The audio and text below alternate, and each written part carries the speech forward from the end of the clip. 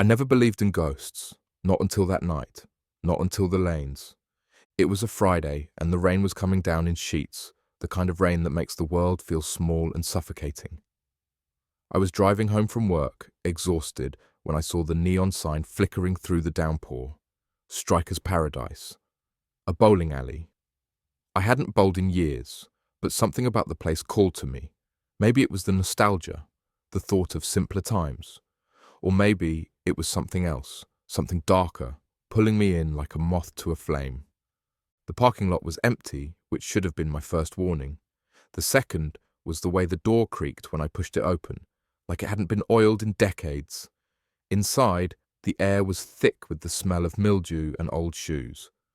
The lights were dim, casting long shadows across the lanes. The place was silent, except for the faint hum of the overhead fluorescents. "Hello?"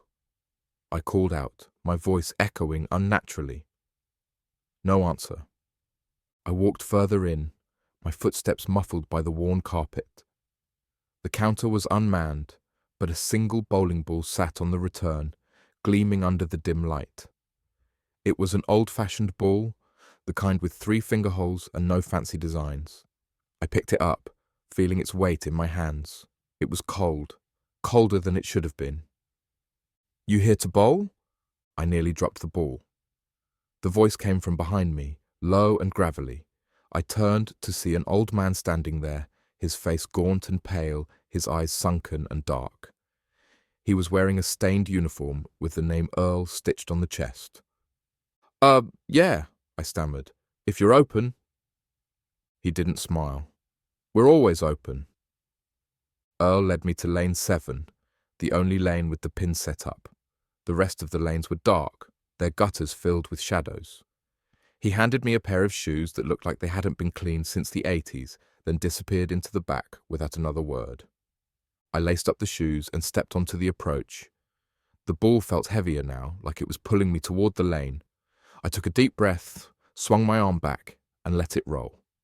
The ball glided smoothly down the lane, hitting the pins dead center. A perfect strike. But something was wrong. The sound of the pins falling was off. It wasn't the sharp clatter I was used to. It was dull, muffled, like the sound was coming from far away, and the pins didn't reset. They just lay there, scattered, as if the machine had given up.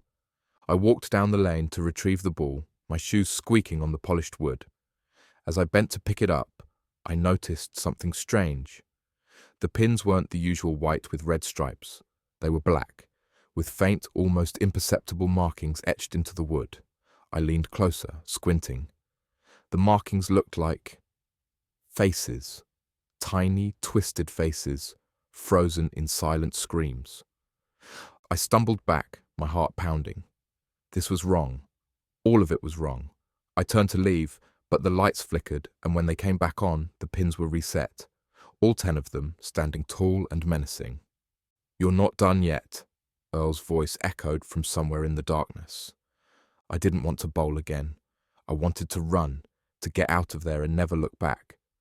But my body wasn't listening. It was like the ball was controlling me, guiding my movements. I stepped back onto the approach, my arms lifting the ball as if on their own. I rolled it down the lane, and again it hit the pins dead center. Another strike. This time, the sound of the pins falling was deafening, a cacophony of shrieks and wails that made my ears ring. The lights flickered again, and when they stabilized, the pins were reset once more. But they weren't standing in their usual triangle. They were arranged in a circle, with one pin in the center. I felt a chill run down my spine. This wasn't bowling. This was something else. Something ancient and malevolent.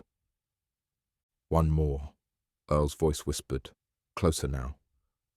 "One more to join us." I tried to drop the ball, but my fingers were locked around it as if it had fused to my skin.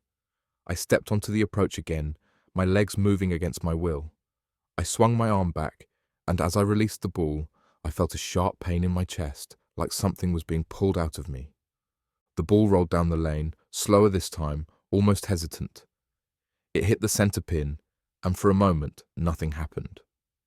Then, the pin began to shake, vibrating violently, until it exploded into a cloud of black smoke. The smoke spread quickly, filling the lane and spilling over into the gutters. It was thick and oily, and it smelled like rotting flesh. The lights went out, plunging the alley into darkness. I could hear something moving in the smoke, something big and heavy, dragging itself toward me. I turned to run, but my feet were rooted to the spot. The smoke surrounded me, choking me, filling my lungs with its foul stench. And then I saw them. The faces, dozens of them, floating in the smoke, their eyes hollow, their mouths twisted in silent screams. They were the faces of the people who had come before me, the ones who had rolled the ball and lost. I could feel their despair, their terror, their hopelessness. They were trapped here, in this cursed place, forever. The thing in the smoke was closer now, its breath hot and rancid against my face. I could feel its presence, a dark, malevolent force that wanted nothing more than to consume me, to add my face to its collection. But then something inside me snapped. I don't know if it was fear or anger or sheer desperation, but I found the strength to move. I dropped the ball, and as it hit the ground, the smoke began to dissipate. The lights flickered back on, and the alley was silent once more. I didn't wait to see if the thing was gone. I ran, my shoes slapping against the floor, my heart pounding in my chest. I burst through the door and into the rain, not stopping until I reached my car. I fumbled with the keys, my hands shaking so badly I could barely get them in the ignition. As I drove away, I glanced in the rearview mirror. The neon sign was dark now, the letters broken and twisted. And standing in the doorway, watching me go, was Earl. His face was pale and expressionless, but his eyes were filled with a hunger that made my blood run cold. I never went back to Striker's Paradise. I never told anyone what happened that night. But sometimes, when I'm alone in the dark, I can still hear the sound of the pins falling, and I can still feel the weight of that ball in my hands. And I know, deep down, that it's not over. That one day the lanes will call to me again, and I won't be able to resist. Because once you roll the ball, you're part of the game, and the game never ends.